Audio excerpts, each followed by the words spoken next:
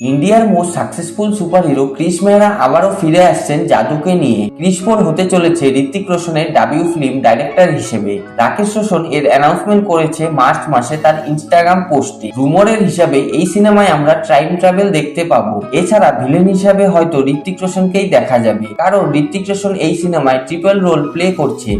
এছাড়া জাদুও রিটার্ন করবে এই পার্টে, সাথে তার থাকবে প্রিয়াঙ্কা চোপড়া আর প্রীতি জিন্টা। এরই মধ্যে রাকেশ রোশন এক ইন্টারভিউতে বলেছেন সিনেমাকে নিয়ে যে বাজেট ইস্যু ছিল সেটা এখন সলভ হয়ে গেছে, তাই হয়তো এই সিনেমা 2027-এ রিলিজ হতে পারে। এর শুটিং 2026-এর মিডিল থেকে করা হবে। এটা বলিউডের এক মাসিভ ব্লকবাস্টার হওয়ার দাবি এখন থেকেই করছে, কারণ মেকাররা এবার এটাকে ক্রিসের অন্যান্য পার্ট থেকে আরো বড় স্কেলে বানাবে, যার মধ্যে থাকবে হলিউডের মতো অ্যাকশন আর ভিজুয়াল ইফেক্ট। তাই ক্রিস 4-এর অপেক্ষা আপনার বিফলে যাতে না যায় সেই দিকেও ঋত্বিক কড়া নজর রাখছেন। এই কারণে আমি তো খুব এক্সাইটেড ঋত্বিকের এই ডাবিউ ফিল্ম দেখার জন্য। এখন আপনার কি ওপিনিয়ন কমেন্টে জানাবেন।